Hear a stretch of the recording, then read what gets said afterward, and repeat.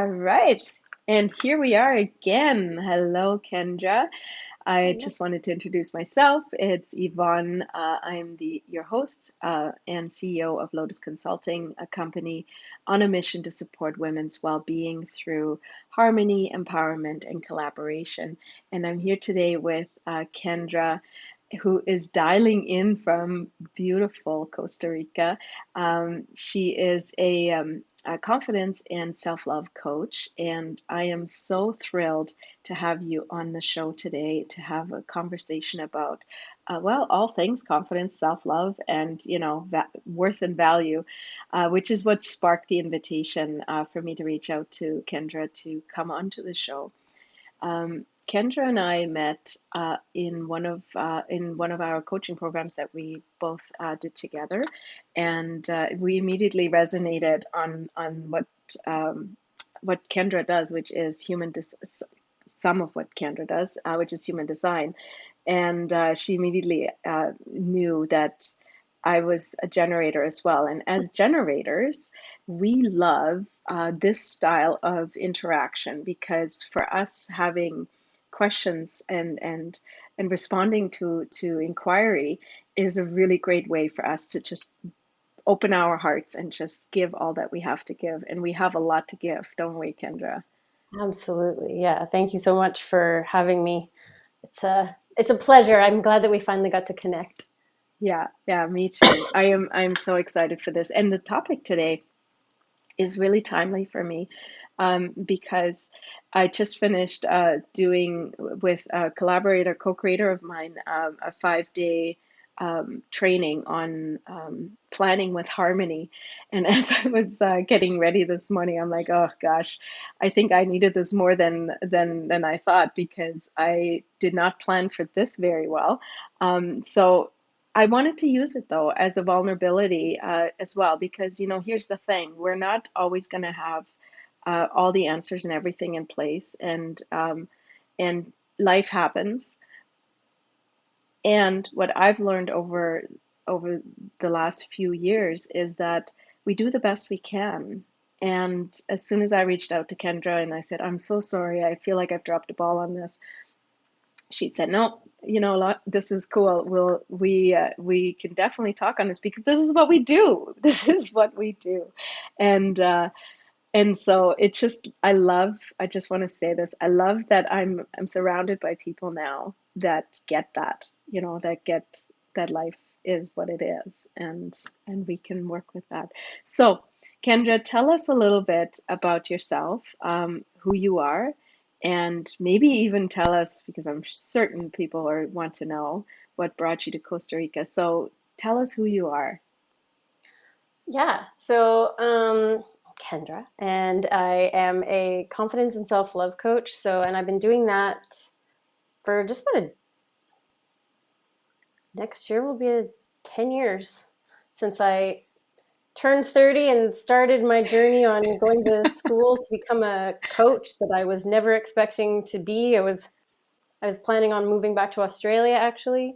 Um, that never worked out, but here I am now in Costa Rica. So there was always beach in my future. It just was a different Mm-hmm. beach. So about 10 years ago, I went to school to do coaching and counseling Mm-hmm. and realized at that time I was like in my Saturn return and turned 30, moved in with my parents, and was like, I'm going to go back to Australia. And it never happened. And then I realized that that was for a reason because this is my calling. I'm not meant to do graduate diploma in wine tourism. I'm actually a coach and a therapist and a healer, and this is Mm. my gift. Um, since then, I've been working. I am Canadian, so I was living in Vancouver for the last 10 years, just short of it, because right before the pandemic, I came to Costa Rica to actually just go to a festival. And for some reason, I went to Burning Man by myself. So I was just like in this zone of, I'm going to go. And my adventurous spirit got the best of me. And I wound up coming to Costa Rica. And the town that I live in, I wasn't supposed to even visit. And I don't know, I came here and I got a surf lesson with one of my now best friends. And yeah, I don't know, something just felt right. And it was like I met my people, and I don't know, this place just kind of brought me to life more than anything. And I went back to Canada for the pandemic. And then last January, I was going to come here and have a little visit. And it was going to be a month. And then life happened and restrictions in Canada were a lot. And I said, you know what? I'm just going to stay here and see what happens. And what's been happening in the last almost 2 years now has been magic and perfect and timely, and a lot of energy towards, making my way. And Mm. um, the last year, especially, like managing my desires and my need and room for expansion, and living up to family expectations and my own expectations, and um, really leaning into my human design as well, because I'm a Mm. manifesting generator and we pivot a lot, like a Mhm. lot. um, and just really landing into who I am, how I want to show up, what I want my life to look like, how that might be vastly different than how anybody would want it to be. And yeah, and now, I mean, that's also what I help everybody else do. So it's just realistically, I'm on this journey and I will continue to be on this journey. And I'm just basically like, hey, clients, people, come along for the ride. I'm going this way. It's pretty good over here. Do you want to try it out? Do you Um, want to try and this? yeah, just like really grounding into myself and learning about myself and expanding from that place, and like opening my heart and landing into my heart, which has been a lifelong journey, and helping other Yeah. people do the same. And I yeah. love that. What I would love to know a little bit more about is um, your what inspired the healing journey? Because I hear a lot of flow in what you've described to that got you to Australia, but then also to back to Vancouver and then to Costa Rica. Um, it sounds to me like you were following a calling, an intuition, or a flow. You were going with the flow. What inspired that? And what inspired the healing journey part of it, like the heart opening part of it? um I would say, like most people, a series of relatively unfortunate events. um Mm-hmm. when I was 25, my boyfriend and I of 4 years broke up. And that was pretty devastating for me and my identity. Um, then, following that, I dated a guy for 9 or 10 months. And then 2 months after we broke up, he passed away. Um, then I graduated from university and was working, and just like kind of, you know, was working at a place that I didn't love. And I was like, okay, like I graduated and these are how things are supposed to be. Like I finished the school, I did all the things. Like I Yeah. literally was like ticking all the boxes, and nothing was formulating. And then I moved to Australia, and Australia was amazing and I had a great time, but it was really also tumultuous in that I was not really sure of myself. So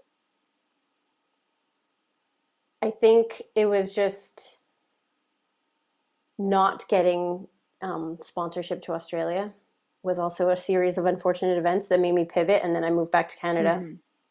and was like, okay. And then the healing journey, I think, really started when I decided that I wanted to help people. And luckily, I had a friend in Australia who was like, you should be a life coach. And I was like, I don't even know what that is. And I looked it up and I found the school in Vancouver, which wasn't Australia, but it wasn't my parents' childhood home, So it was Mm-hmm. different. It was something else. And I went for it. And I think that was like, I mean, I had been doing yoga and kind of starting the self-exploration journey, and like had done a little bit of therapy after my ex passed away. Um,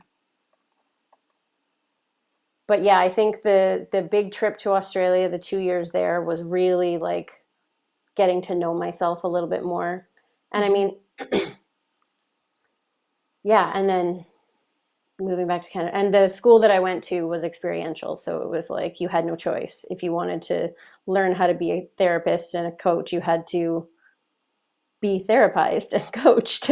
So it was just like, let's So you open went, up all of your yeah, lifetime of trauma and heal yourself and heal other people. And yeah.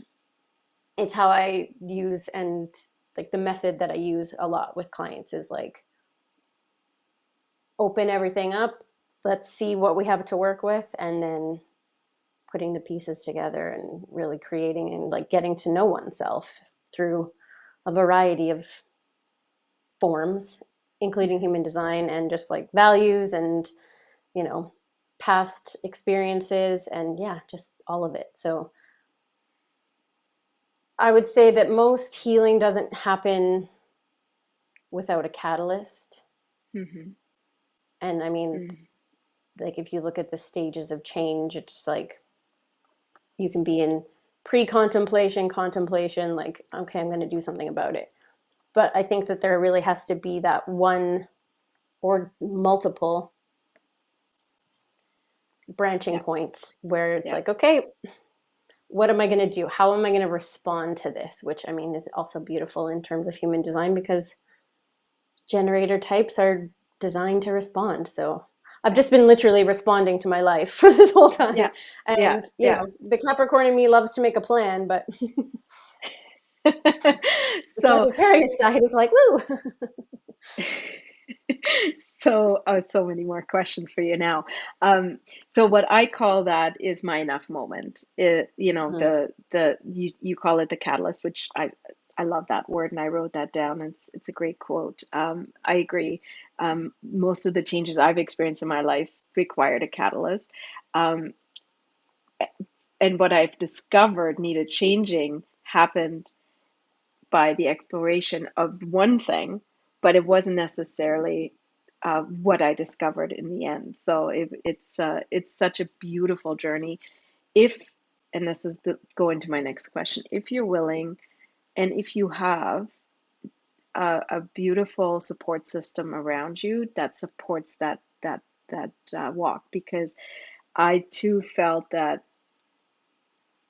I've explored it in different with different mediums. I've gone different routes. I dabbled in this discovery process and healing process with the things that felt safe in the beginning. But I heard you say you had a therapist um, to just help you out with dealing with your um, healing after your ex passed away. And I think this is a really important piece to mention is that we're I don't believe we're dealt a card we can't play. Like we can always find a way, um, and we're going to be doing what we're ready for. That self exploration that you're talking about and the depth of it doesn't sound like it happened on its own. You had uh, things in place. In your case, I heard you say it was the training that you were taking simultaneously. So you were working with therapists and with people who knew how to walk you through that.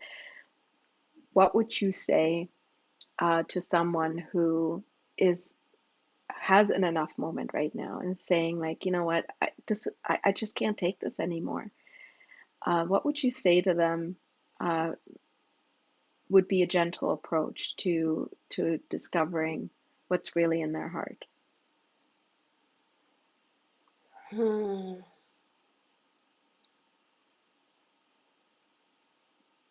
I love that question. I think I think you almost answered it within the question. And it's really just like having that enough moment and being like, I can't take this anymore is like, even if you don't say it out loud, it's that I call them heart whispers. Mm. And it's like that part of yourself that knows what it truly wants. And if it feels scary, it's probably there's a reason for it. Mm-hmm. So, like, being as honest with yourself as you possibly can be and move towards that truth, which sounds kind of esoteric in a sense, but it's like, to me, self love is being in integrity with yourself and your values. Mm-hmm. So the Mm-hmm. minute that I say I value, I don't know, health, for example, I'm like, yes, health is one of my top values. And then I go out drinking every weekend and I eat like crap and I get no sleep and I don't exercise. I'm out of alignment with my own integrity. So I'm lying to myself. I'm abandoning myself. I'm rejecting myself.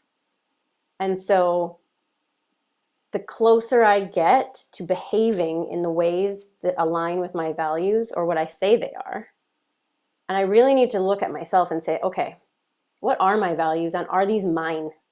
Because that's another thing. Like, I have a client who thought one of her top values was, diligence or like, can't even think of the word right now, but like really just like Like pushing through. And determination. yeah, like just Yeah. trying hard and discipline. That's the word. Discipline. Yeah. I'm familiar with that one. Yeah, and it's just like, this is my value, but actually, it wasn't her value. It's her dad's value because he needed Mm. that in order Mm. to function because he had PTSD, and so like discipline was important to him because it gave him structure and it gave him safety. But that's not her value. She doesn't thrive like that. So the more in touch with my values that I can be, and the more I behave in accordance to those values, the more loving to myself I am, the more moving towards truth I am. Mm-hmm. And when I live my truth and my values and my worth, I'm in alignment. And then things just start to come to me and things make sense and people show up in my life. And it's just like, it's great. And that said, that's not easy. It's not easy to just, get up every morning at the same time and go to bed at the same time and, eat healthy and do all the right things and love and Yeah. respect your body and whatever else. Yeah.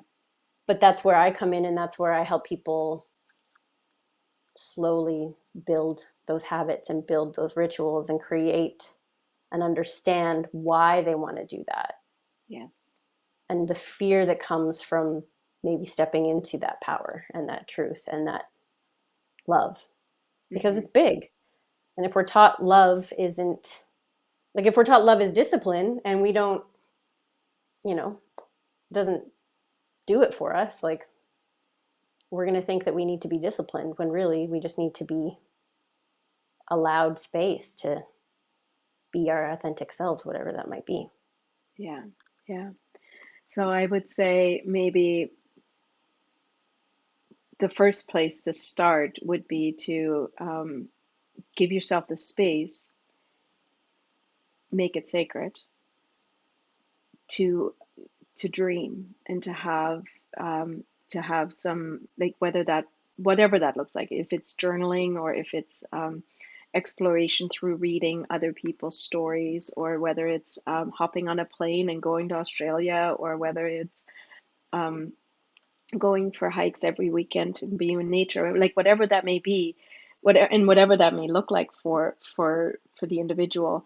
Um, but make that sacred first and foremost, a space and place to just be yourself and explore that, and give that um, and and give it some space, literally. Yeah, I sure. found that when I was traveling, like I set out 12 years ago to go back to my roots and beyond, is what I actually called my trip, before I started it.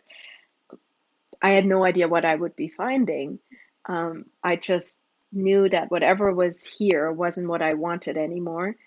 And what I needed at that moment in time was um, the ability to show myself that I can do this on my own, like stand on my own 2 feet. I don't like I wanted to feel stronger and more confident in my own abilities. That's what and I don't know if I knew that then, but it's certainly something I can reflect on now and say that's what drove that bus. Like that's what got me on that plane was is I this incredible desire to just wanting to know I can reign my own life.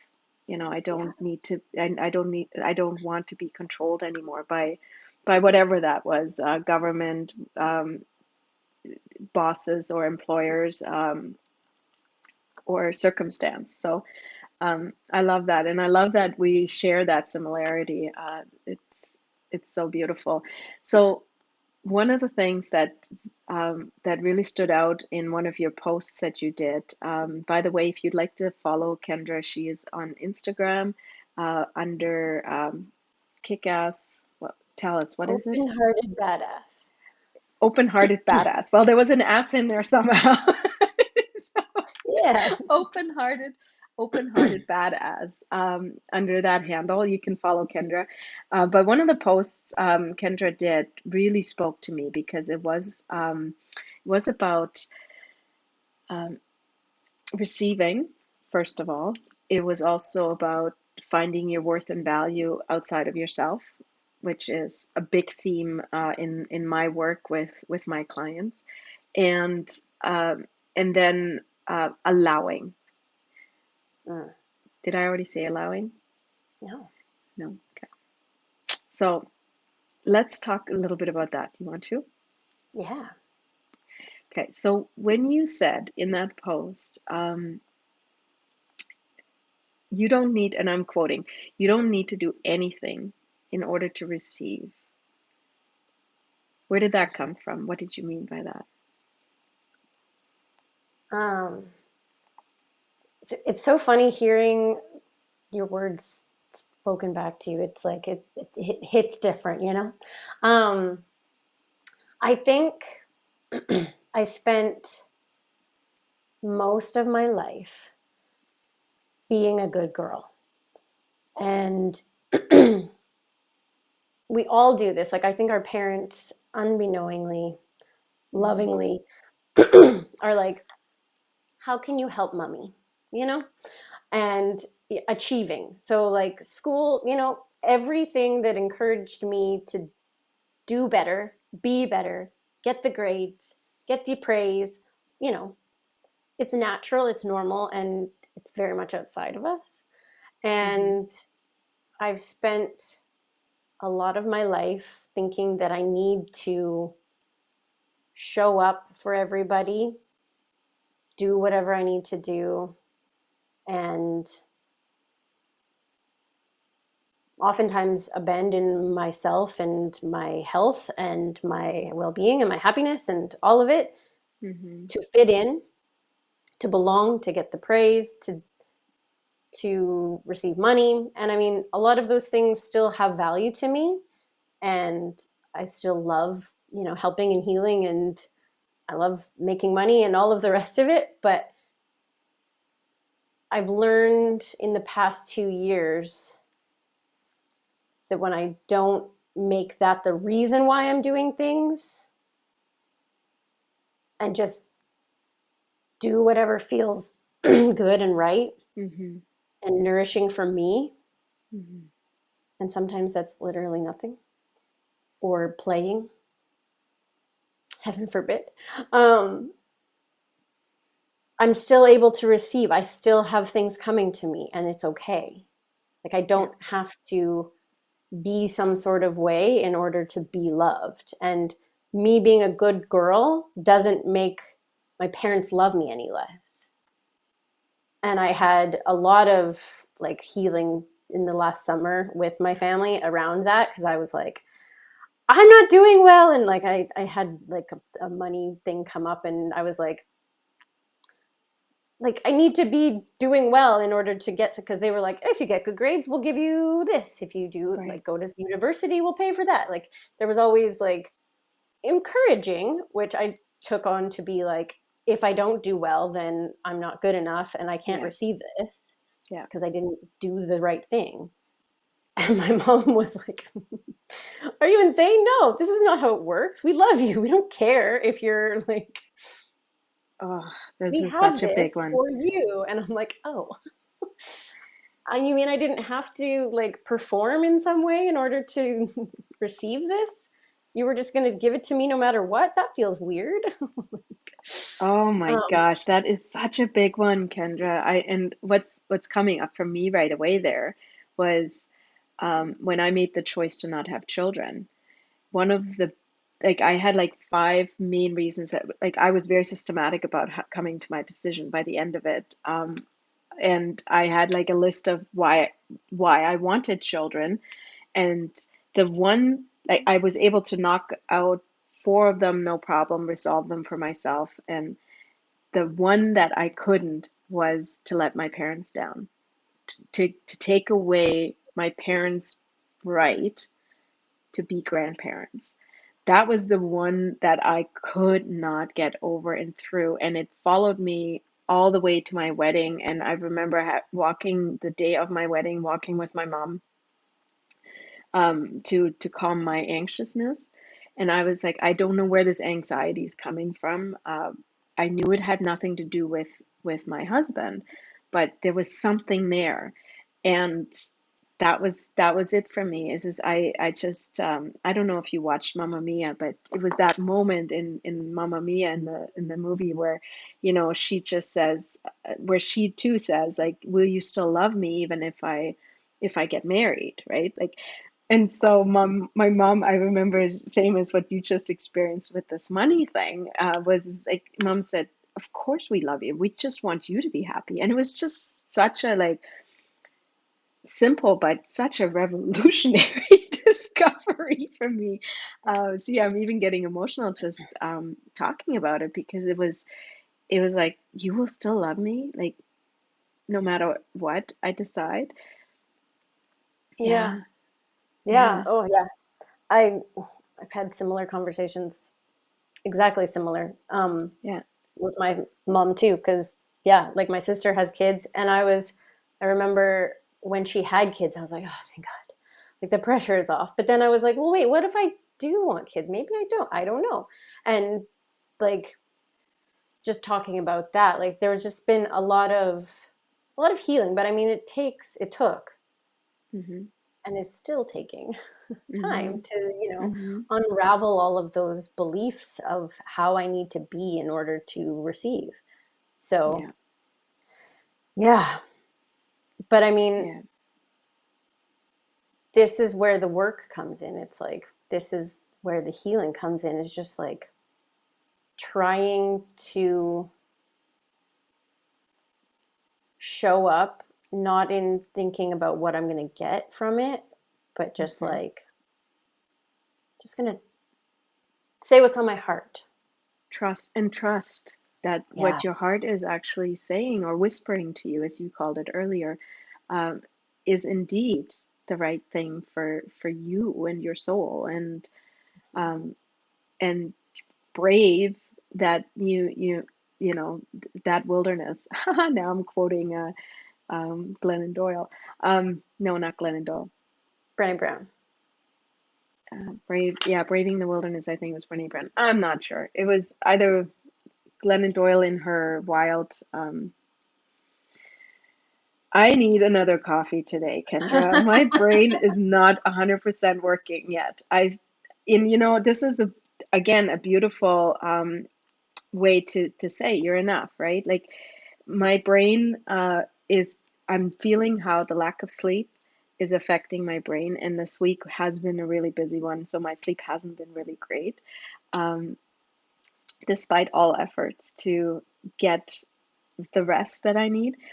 And that brings me to the point that you made in that post was about rest. The importance of rest in that healing process, in that heart opening process. Because when we're so busy, uh, responding to who we believe and what we believe we need to be, um, we're it's hard to determine what our heart is whispering, right? We can't hear the whispers when we're Yeah. constantly busy. So how did you find that rest and that calm in your life? I mean, sometimes it's still a process, um, but surfing for me is one thing, which is nature, being in nature and being in my Yeah, body, because you physically cannot think about anything else when you're surfing. It's literally impossible because there are too many variables and you're just focusing on, catching the next wave and making sure that the timing is right and people around you and everything. But you're also like deeply immersed in nature and like looking around and seeing beauty everywhere. So play essentially. Um, and that was one thing that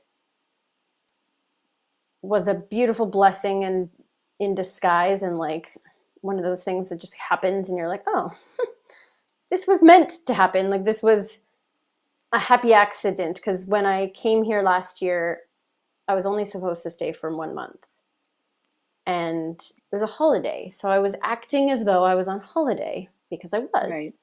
I was Yeah. still doing a little bit of work with clients, but not very much. And then when the restrictions started coming in, and I was like, okay, well, I'm just going to stay a little bit longer, but I'm Mm. only going to stay as long as I can in order to like make money and carry on. But I was still in holiday mode because I was in holiday town. And clients just started coming out of nowhere. And I was like, where are these people coming from? I'm not marketing myself. I'm not doing anything. But it was like the universe was like, look, when you just let go and stop trying to force everything, you get to be treated like a queen, like you're supported. Like it just all worked out. And I mean, wasn't I living in a 5-star resort? No. But you know what? I was happy, healthy, safe, warm, and supported financially. So it was all because I continued to let myself play and have fun and Mm. be.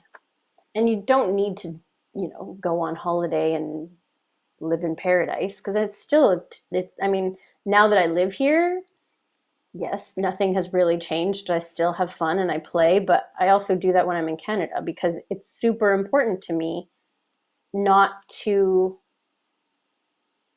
people please my way through life anymore, and not Yeah. to feel like I might let someone down when the only person that I'm probably letting down is myself. Yeah. Isn't that the truth?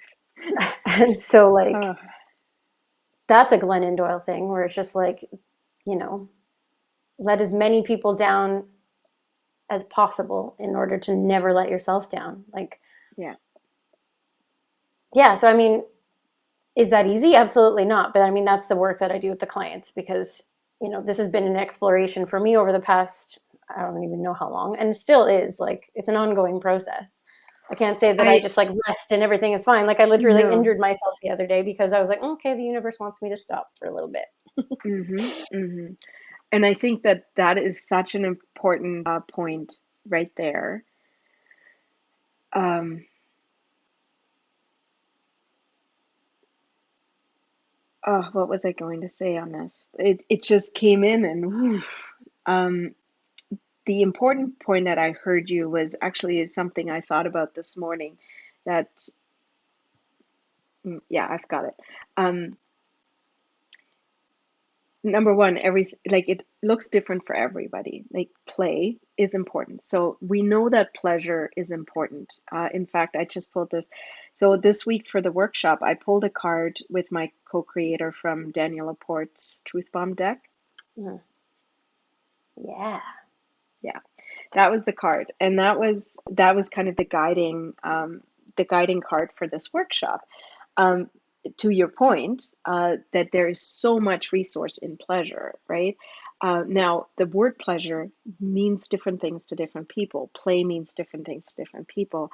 So please don't get hung up, not you, Kendra, but everybody listening, don't get hung up on that, Kendra is surfing for pleasure and to play, and you may not like water, or you may not like to get on, or it terrifies you to get on a surfboard. That's not the Yeah. point. The point is to find your joy, and if that's knitting, then go knit.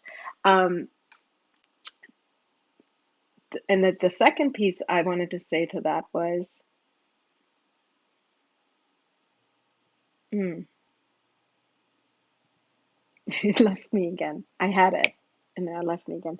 There was another piece to this, really important. Oh, Well, this maybe is it. I'll, That we need to, that we may not always be able to do what it is we intend to do, because life happens, injuries happen. But what we need to hold on to is the things we know work. So whether that is, in your case, you said, play and pleasure, or whether that is, in my case, getting sleep, or getting uh, doing meditations, to just get the noise out of my head. When you find the things that work for you, hold on to those Mhm. without attaching to needing it to be a routine like this. You said something earlier about like getting up at 6 a.m. and going to bed at 9 p.m. Is it something I would like to do every day? Sure. Is it going to happen every day? Absolutely not. Things happen. So I just wanted to really emphasize what I heard you say there, which was that, it's, what works for you now. And that's really Yeah. the only thing we can do is follow what works and implement it as often as we can. Yeah, absolutely. And I think that going along with what you had mentioned about finding what works for you, and that like I want to like hammer that home a little bit more, because it's like what works for you might be really just like being a kept woman. You know what I mean? Like Hmm. maybe not most of the people that you work with are definitely corporate go-getters, and that's great. And there Hmm. might be a time when you realize that you just want a simple life. Hmm. That There are might mean seasons. Yeah. working like 10 hours a week on something that you enjoy, and like not monetizing all of your hobbies or whatever it might be, because I think that there's such a drive to like get that promotion and hit the like, oh, there's a glass ceiling. Well, okay, cool. And even for myself, Hmm. sometimes I'm like, do I need to be a super powered, like world tour motivational? Maybe, maybe not. Maybe my life just is as simple as surfing as much as I Hmm. can and healing and helping people in a small capacity in a big way, you know? So Hmm. taking, and when we allow ourselves that time to rest and just reflect, which this time of year, Scorpio season, we get to go deep. We get to dive into our deep emotions and like ruminate in the water and like still waters run deep kind of thing. Yeah, Yeah. Yeah. perfect. It's autumn in the northern hemisphere. We get to like rug up for the winter and really just like take this time. The I think maybe you had a Instagram post that was like, the world doesn't always go on go, like Oh, winter, the it leaves. can't. It's impossible. We are in cycles. We are in rhythms, in Yeah. seasons. It's impossible. I just said that yesterday in the training. If we use the fundamental basis of nature as our example, nature doesn't always grow. It isn't always green. It goes through a cycle. It goes through a season, right? And it doesn't matter where you live. Even if you live in a place like Australia where it is mostly warm and sunny, um, even they have seasons. It Yeah. doesn't matter where you live. Nature has seasons. So, and so do we. Absolutely. And there's a season for everything. Yeah.